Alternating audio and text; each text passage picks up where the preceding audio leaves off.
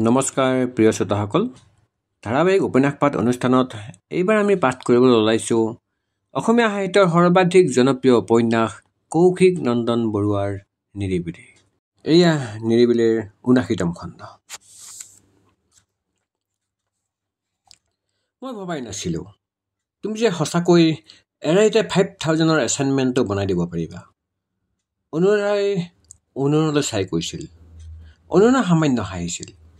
কিদৰে বুজাব অনুৰাধাক সি? ভালপোৱাত যে পৃথিৱীৰ সকলো শক্তি থুপ খাই আছে। ঠিকে আছিল নে? অনুৰণে সুধিলে। বহুত ধুনীয়া হৈছে, মই চাইছোঁ তুমি পঠোৱা PDF-টো। অনুৰাধাৰ কথাটোৰ লগে লগে জুৰিহঁত সোমাই আহিছিল। অনুৰাধাই বেগটোৰে কিতাপকেইখন ঢাকি দিলে। আহিয়েই জুৰিয়ে আৰম্ভ কৰিলে। ৱাহ ৱাহ, কি দেখিলোঁ এয়া! অনুৰণে ছোৱালীৰ লগত কথা পাতিছে। ঐ ঐ, কলৈ গলি আমাৰ ইণ্টিগ্ৰেটেডৰ কেইটা? চাহি আকৌ। লগে লগে সিফালৰ পৰা ৰাজদ্বীপে চিঞৰিলে। কিবা কিবি হৈছে নেকি বাৰু? অনুৰণে একো প্ৰতিক্ৰিয়া নিদি উভতি যাব লওঁতেই সীমাই আগ ভেটি ধৰিলে। ৰ ইমান কিহৰ লাজ হা? এনেতে সন্ধ্যা আৰু ময়ূৰ সোমাই আহিল। জুৰিয়ে এইবাৰ সন্ধ্যালৈ চিঞৰিলে। সন্ধ্যা, এইফালে চা। ইমান দিনে হ'লে আমাক তোৰ এটা শব্দ কৈ নাপালে এই অনুৰণ ডাঙৰীয়াই। আৰু এতিয়া অনুৰাধাৰ লগত কি লেকচাৰ? সন্ধ্যাই খিলখিলাই হাঁহিলে। এয়াহে মৰম নে কি?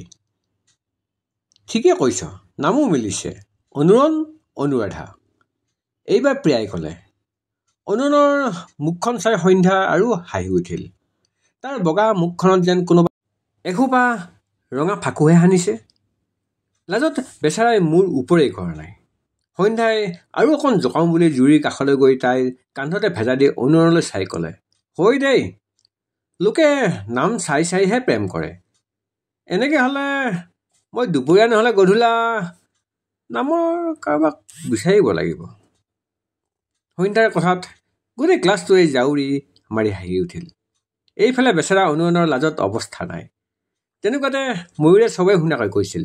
অনুৰণ, তোমাক অভিয়ে বিচাৰি আছিল। সি কেণ্টিনতে আছে। সুযোগ পাই অনুৰণে অঁ গৈছোঁ ৰ'বা বুলি ওলাই গ'ল। দুৱাৰৰ কাষতে থকা সন্ধ্যাৰ ওচৰ পাই ফুচফুচাই কৈ গ'ল। উৎপাত বেছি হৈছে অলপ ছোৱালী। সি যোৱাৰ ফালে চাই খিলখিলাই হাঁহি উঠিছিল সন্ধ্যাই। বেচেৰাটো ইয়াত দুটাৰ কিবা এটা হ'লে বেয়া নহয় আকৌ। হঠাৎ প্ৰিয়াৰ কথাটো শুনি মুখৰ হাঁহিটো ৰৈ গ'ল সন্ধ্যাৰ। কথাটো ঠিক ধৰিব নোৱাৰি সন্ধ্যাই সুধিলে। ইহঁত দুটা মানে? অনুৰণ আৰু অনুৰাধাৰ? জুৰিয়ে ক'লে। অঁ বুলি শলাগি থলে সন্ধ্যাই। বিশেষ একো নক'লে। কাৰণ তাই জানে, তাই বুজে, নিজতকৈ বেছি বিশ্বাস আছিল অনুৰণৰ প্ৰতি থকা তাইৰ ভাল পোৱাৰ ওচৰত। ঐ, তই আকৌ আমাক বেয়া চেয়া নাপাবি। গোটেই ৰাতিটো আমিও টেনশ্যনতে কটালোঁ, সেইকাৰণে খং উঠি গ'ল। জুৰিয়ে সন্ধ্যাক কৈছিল। লগে লগে প্ৰিয়াইও কৈ গ'ল। এৰা, য'ত ত'ত বস্তু থৈ পাহৰা স্বভাৱটো তোৰ নগ'ল আৰু। সন্ধ্যাই মাত্ৰ হাঁহি মাৰি থলে। তাৰমানে ইহঁতৰ এতিয়াও বিশ্বাস হোৱা নাই যে তাই সঁচাকৈয়ে হেৰাইছিল। বাৰু যি কি নহওক, সিহঁতে যে তাইক তেনেকৈ কোৱাৰ বাবে বেয়া নাপাবলৈও যে ক'লে সেয়াই বহুত। আচলতে সন্ধ্যাই কথাবোৰ ধৰি থাকিব নোৱাৰে। গতিকে তাইৰ লগত বেয়া হোৱাবোৰো নিজে নিজেই ভাল হৈ যায় সময়ৰ লগত। গুড নিউজ গাইজ, এইটো ক্লাছ নলয় মেমে। মনস্বীয়ে সকলোৱে শুনাকৈ ক'লেহি।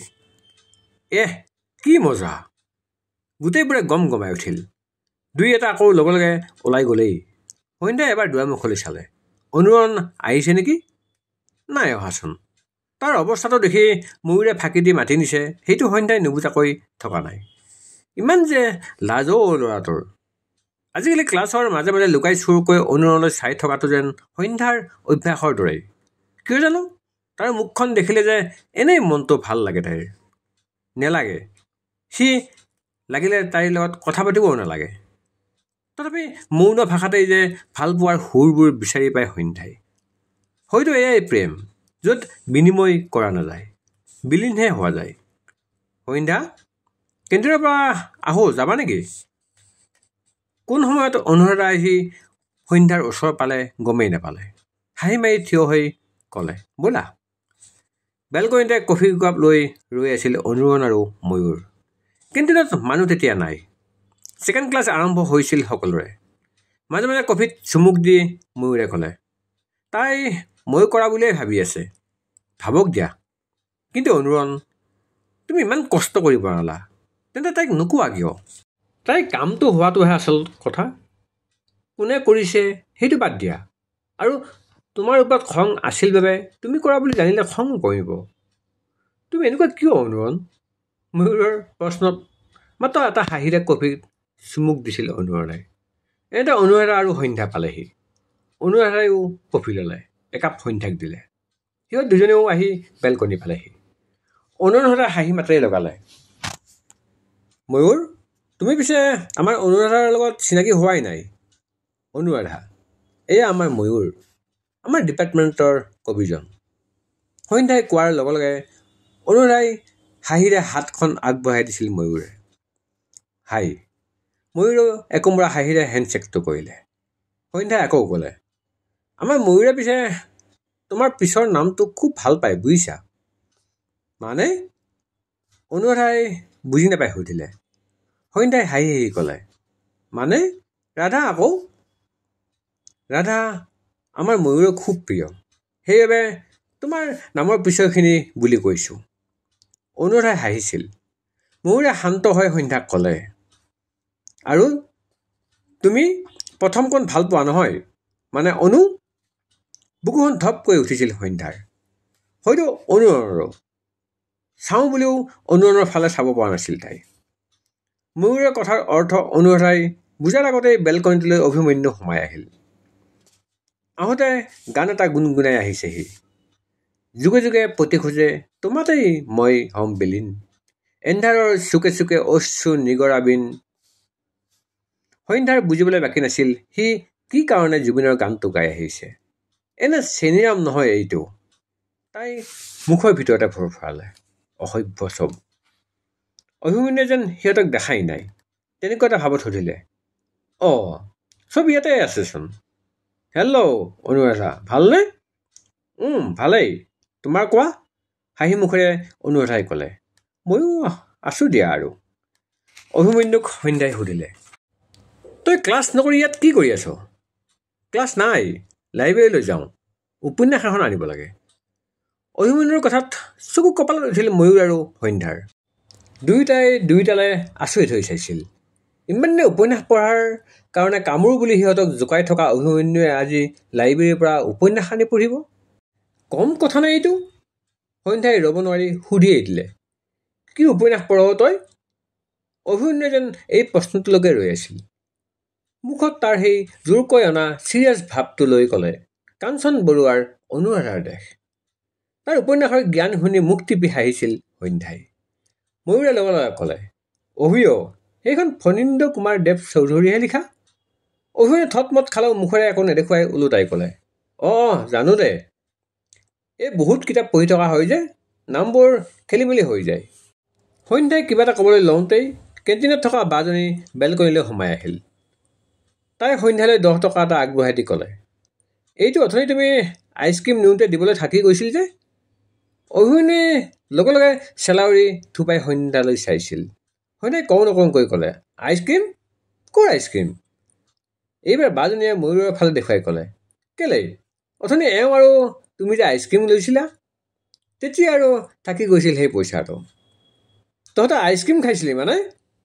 অভিমন্যুৱে ধমকি মাৰি সুধিলে ময়ূৰ আৰু সন্ধ্যা। ময়ূৰ, ব'লা যাওঁ বুলি ঘপকৈ বাজনীৰ হাতৰ পৰা নোটটো লৈ বেলকনিৰ পৰা বাহিৰলৈ দৌৰ দিলে সন্ধ্যাই। অভিমন্যুৱে তলকিব নোৱাৰোঁতেই ময়ূৰো তাইৰ পিছে পিছে দৌৰ। তহঁত দুটা আজি ৰচোন বুলি কৃত্ৰিম খং দেখুৱাই অভিমন্যুৱেও সিহঁতক খেদি গ'ল। এতিয়া হয়তো কোনোবা ক্লাছত সোমাই বেঞ্চৰ মাজে মাজে দৌৰিব, নহ'লে গোটেই বিল্ডিংটোত দৌৰিব, নাইবা বিল্ডিঙৰ পৰা বাহিৰলৈ ওলাই যোৱা সৰু গলিটোৰে দৌৰা দৌৰি কৰিব সিহঁতকেইটাই। সিহঁতৰ মৰম লগা ধেমালিখিনি দেখি হাঁহি উঠিল অনুৰণ আৰু অনুৰাধা দুয়োটাৰে। সন্ধ্যা যোৱাৰ ফালে চাই হাঁহি থকা অনুৰণক অনুৰাধাই কৈছিল, সন্ধ্যা একেবাৰে সৰু ছোৱালীৰ দৰে নহয়। অনুৰে নিজক কোৱাৰ দৰেই ক'লে, তাই তেনেকুৱাই, সেইকাৰণেই ভাল লাগে। তাৰ কথাষাৰত অনুৰাধাৰ মুখৰ হাঁহিটো যেন মাৰ যোৱা বেলিৰ দৰে লুকাইছিল। হাঁহিটো সামৰি অনুনলৈ আচৰিত হৈ চাইছিল তাই। অনুনৰ মুখত তেতিয়াও সন্ধ্যা নামৰ ভাল লগাখিনিয়ে যেন দি যোৱা কোমল হাঁহিটোৰ পৰশ লাগিয়ে আছিল। সময়বোৰ আগবাঢ়িল তেনেকৈয়ে। সময় আৰু সলনি এই দুটা বস্তু যেন একেলগে আগবাঢ়ে। সময়ে যিমান বাগৰ সলায়, সলনিবোৰো তেনেকৈয়ে হৈ যায়। আজিকালি সন্ধ্যাৰ লগত প্ৰিয়া বা জুৰি পৰীক্ষাৰ আগত লাইব্ৰেৰীলৈ পঢ়িবলৈ নাযায়। জুৰিয়ে ৰুমমেট অনুৰাধাৰ লগতে ৰুমতে পঢ়ে। দুয়োজনীয়ে মিলি পঢ়ে বাবে সিহঁতৰ তেনেকৈয়ে পঢ়া হয় বোলে। আনহাতে প্ৰিয়াইও প্লাবিতাৰ ৰুমতে পঢ়ে বেছিভাগ। প্লাবিতাও শিৱসাগৰৰ। একে ঠাইৰ ছোৱালীৰ বাবে হবলা দুই এবাৰ একেলগে অহা যোৱা কৰি প্ৰিয়া আৰু প্লাবিতা আজি একেলগেই থাকে। সন্ধ্যাও মাজে মাজে প্লাবিতাৰ ৰুমলৈ যায়, কিন্তু তাত প্ৰিয়াৰ দৰে বেছি সময় নাথাকে। নিজৰ অকলশৰীয়া ৰুমটোত নিজকে আবদ্ধ কৰি ৰখাৰ দৰে ৰাখে সন্ধ্যাই। মাজতে প্লাবিতাই কৈছিল, সন্ধ্যাও আহিবা আকৌ, একেলগে পঢ়িম। সন্ধ্যাই ক'বলৈ নাপাওঁতেই প্ৰিয়াই হাঁহি হাঁহি কৈছিল, তাই পঢ়া লাইব্ৰেৰীতে হয় আৰু চোকা ছোৱালী। সন্ধ্যাই একো নামাতি হাঁহিছিল। কেতিয়াবা কাকো নাপালে মালৈকে ফোন কৰি বহু সময় কথা পাতে, কেতিয়াবা অভিমন্যুৰ লগত। নিৰ্জনতা ভাল পাবলৈ লৈছিল লাহে লাহে সন্ধ্যাই। কিন্তু কেতিয়াবা নিৰ্জনতাও হ'ব পাৰে নিসংগতাৰ দুৱাৰমুখ।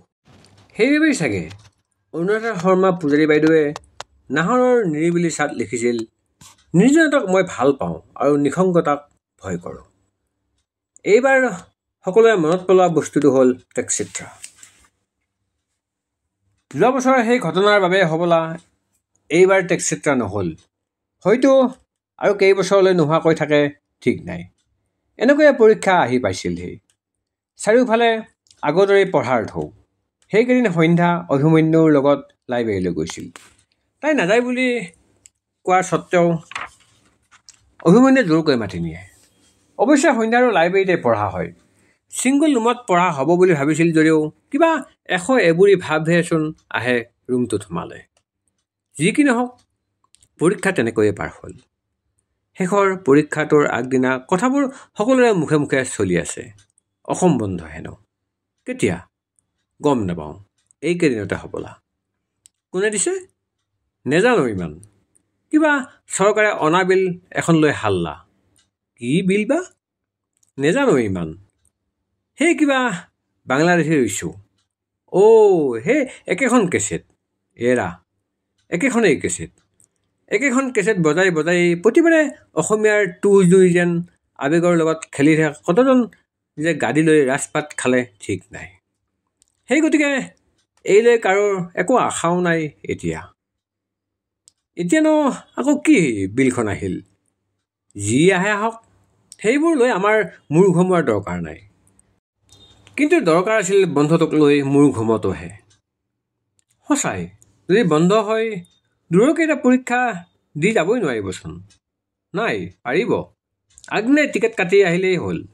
নহ'লে পাছত টিকেট কাটিবলৈ সমস্যা হ'ব। কোনোবাই সমাধান উলিয়ালে। ঠিক হ'ল, দূৰবোৰে গৈ টিকেট কাটি আহিব তেজপুৰৰ ASTCত। আজি পৰীক্ষা শেষ। দি উঠিয়েই চিধা হোষ্টেললৈ আহিছিল সন্ধ্যা। আজি মুঠতে বেলেগ কথা নাই, পুৰা টোপনি মাৰিব তাই। অৱশ্যে অকল তাই বুলিয়েই নহয়, এসপ্তাহ ধৰি 60 নম্বৰৰ ফাইনেল পৰীক্ষাই যি জুৰুলা কৰে, প্ৰতিজন শিক্ষাৰ্থী ৰৈ থাকে শেষ দিনটোৰ বাবে। দুপৰীয়া ভাতকেইটা খায়ে যি বিচনাত পৰিল, এবাৰ এন্ধাৰ হোৱাতহে সাৰ পালে তাই। পোহৰতে শুই এন্ধাৰত উঠিলে বৰ কিবা ডিপ্ৰেছ লাগে। সেই সময়ত অলপ ওলাই নগ'লে ৰুমত থাকিবলৈ আৰু বেছি অসহ্য হয়। সাৰ পায়ে সন্ধ্যাই মোবাইলটো চালে। অনুৰণৰ দুটা মিছ কল। আবেলি 4টামানত। কিয় বা? কি হ'ল? হোৱাটছএপটো খুলি চালে, একো মেছেজ নাই। তেন্তে ফোন? তাই লগে কল বেক কৰিলে। The number you have dialled is switch off. অনুনৰ মোবাইল ছুইচ অফ? এই 3 বছৰত আজি প্ৰথম তাই শুনিছে অনুনৰ মোবাইল ছুইচ অফ বুলি। একো নাই, শুই আছে চাগে সেই ৰুমতে, পাছত পাব। ওলাই যোৱা ভাল বুলি এপাক তাই মুখখন ধুই প্ৰিয়াৰ ৰুম পালেগৈ। কিন্তু ৰুমত তলা মৰা। হাৰে, এইজনী ক'লৈ গ'ল? এনেই ক'ৰবাত গ'লেতো সন্ধ্যাক কৈ যায়। তেন্তে সন্ধ্যাই ফোন লগালে। ফোনটো ধৰোঁতে গাড়ী মটৰৰ শব্দ শুনা পাইছিল সন্ধ্যাই। প্ৰিয়াই চিঞৰাৰ দৰে কৈছিল, সন্ধ্যা, মই টাউনলৈ আহিলোঁ টিকেট কাটিবলৈ, পাছত কৰি আছোঁ ৰ। ফোনটো কাটি দিলে প্ৰিয়াই। সিহঁতে টিকেট কটাৰ কথা কৈ আছিল সিদিনা, তালৈকে গ'ল চাগে। সন্ধ্যাই এইবাৰ জুৰিক ফোন কৰিলে। জুৰি, ক'ত আছ? জুৰিয়ে চিঞৰাৰ দৰে ক'লে, ঐ টাউন আহিলোঁ আমি মানে প্ৰিয়া, মই, নিমিষা, সীমা, অনুৰাধা, অনুৰণ, বিশ্বজিৎ আৰু ৰাজদ্বীপ। কথাটো কৈ কাটি দিলে তাই ফোন। তাৰমানে অনুৰণো সিহঁতৰ লগতে গ'ল। হয়তো সি সেইকাৰণে ফোন কৰিছিল চাগে। কিন্তু প্ৰিয়া, তাই আৰু সন্ধ্যাইচোন একেলগে ভাত খাইছিল দুপৰীয়া। তাই এবাৰ হ'লেও কোৱা হ'লে। পৰীক্ষাৰ পৰা একেলগে আহোঁতে জুৰিয়ে একো নক'লেচোন। কিবা লৰালৰি হ'ল চাগে বুলি ভাবিবলৈ এৰিলে তাই। অগত্যা নিজে অকলে ওলাই আহিছিল সন্ধ্যা। আকৌ এমাহৰ বাবে ইউনিভাৰ্চিটিয়ে শান্ত হৈ পৰা যোজা কৰিছে যেন। প্ৰথমে সন্ধ্যাই তাইৰ প্ৰিয় মহামায়ালৈ বনালে। তাত গৈ বকুলদাৰ লগত অলপ আড্ডা মাৰিলেহে মনটো আকৌ উৎপাল হ'ব। কিন্তু নহ'ল। মহামায়াৰ ভিতৰত প্ৰায় 4-5জন মানৰ ভিৰ। কোনোৱে কথা পাতিছে, কোনোৱে কিবা কিনিছে নাইবা প্ৰিণ্টাৰ উলিয়াইছে। বকুলদাহঁত ব্যস্ত। সন্ধ্যা নোসোমাই আঁতৰি আহিল। কিয় জানো কিবা এটা ভয় লগা ভাৱে যেন খেদি ফুৰিছে তাইক। কি আছিল সেইটো? এই যে নিজকে অকলশৰীয়া ৰূপত দেখাৰ ভয়, ইয়াক বাৰু প্ৰতিজন মানুহে কঢ়িয়াই ফুৰে নেকি মনৰ মাজত? সন্ধ্যা এইবাৰ কাঞ্চনজংঘাৰ পুলটোত বহিল। কি কৰে? কাক মাতে? কোনোবা চিনাকি মানুহ নাপালে যেন তাইৰ উশাহ বন্ধ হৈ যাব। সিদ্ধাৰ্থও ঘৰলৈ গ'ল। চন্দালিক অথনি তাই নিজেই পাইছে বাছলৈ গৈ থকা। বাকী থাকিল গৈ অভিমন্যু। কিন্তু তাৰ কাইলৈ পৰীক্ষা, গতিকে এতিয়া তাক উলিয়াই আনিবলৈ তাইৰ মনটোৱে কোৱা নাই। তথাপি শেষত নিজকে ৰখাব নোৱাৰি তালৈ ফোন লগালে। অভি, পঢ়ি আছ? কচোন, এবাৰ ওলাই যাবি? সন্ধ্যাৰ মাতটোত যেন অভিমন্যুৱে কিবা এটা বুজি পাইছিল। গৈ আছ বুলি ফোনটো কাটিলে সি। কিছু সময় পাছত সিও আহি সেইখিনি পালেহি। তই ঘৰ কেতিয়া যাবি? কাইলৈ দেউতা আহিব। তোৰ পঢ়া হ'লনে নাই কাইলৈৰ কাৰণে? হৈছেগৈ আৰু। এইটো চেম গ'লেই বে। সন্ধ্যাৰ মনটো সেমেকিছিল। আৰু মাত্ৰ এটা ছেমিষ্টাৰ বাকী আছে অভিমন্যুৰ। তাৰ পাছতে ঐ ওলাই যাওঁ বুলি ক'বলৈ লোক এটা নোহোৱা হ'ব। অভিমন্যুৱে ফোনটো উলিয়ালে। জুৰিহঁতকো মাতো। সিহঁত নাই, টিকট কাটিবৰ কাৰণে টাউনলৈ গ'ল।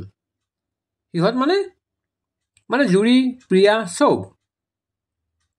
এতিয়াহে অভিমন্যুৰ মনত পৰিল। অনুৰে আজি ভাত খাই থাকোঁতে তাক কৈছিল টিকেট কাটিবলৈ যোৱাৰ কথা।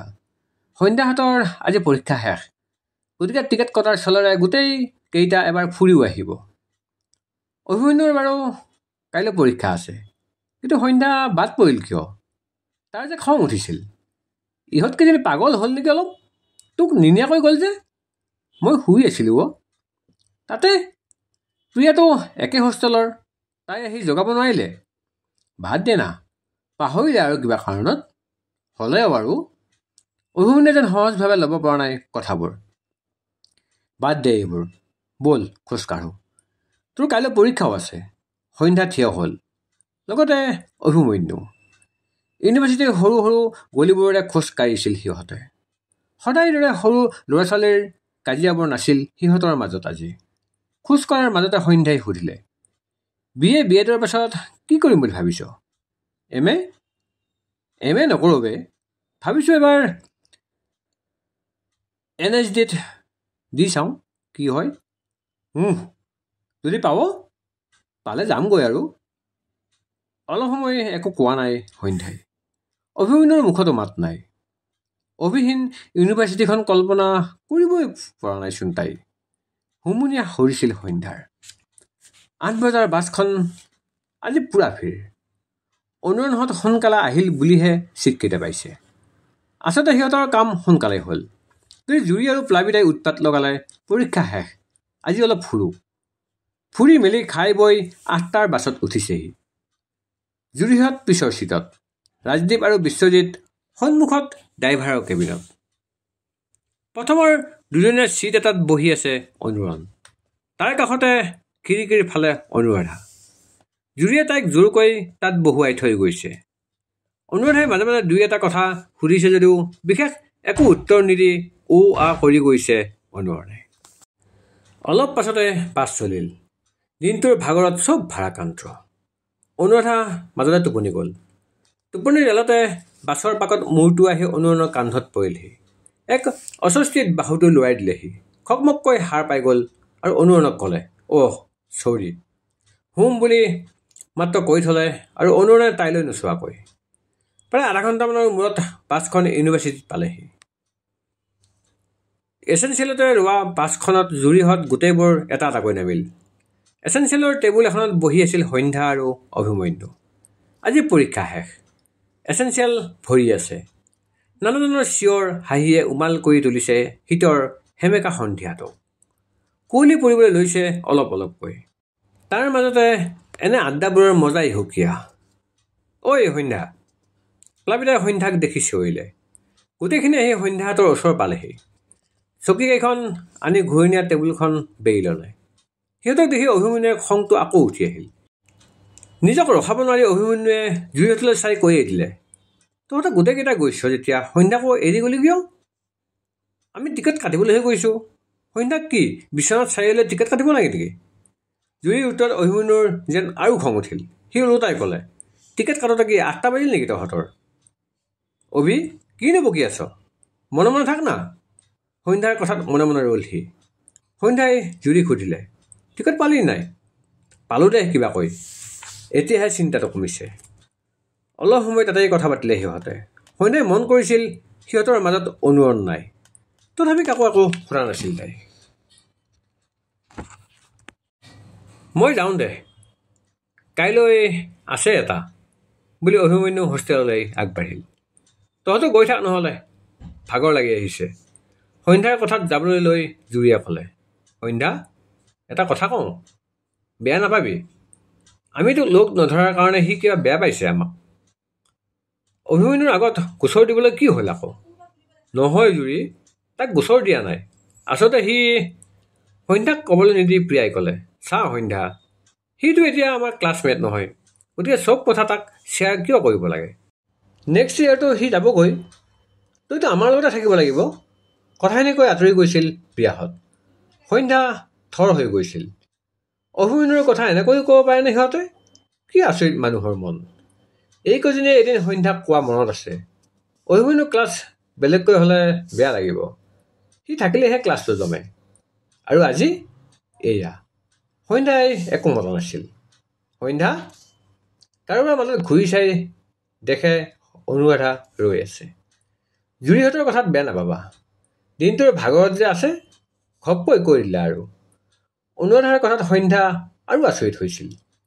জুৰি যাক তাই যোৱা 3 বছৰে ধৰি পাই আহিছে, তাইৰ হৈ আজি কৈফিয়ত দিছে নতুনকৈ অহা ছোৱালীজনীয়ে। অনুৰাধালৈ চাই হাঁহি মাৰি ক'লে সন্ধ্যাই, নাই নাই, সিহঁতক আৰু মই কি বেয়া পাম। অনুৰাধাই ক'লে, দিয়া ময়ো হোষ্টেললৈ যাওঁ। আৰু শুনা, যোৱাৰ সময়ত অনুৰণে তোমালৈ ফোন কৰি আছিল। সিও ভাবিছিল তুমি যাবা বুলি।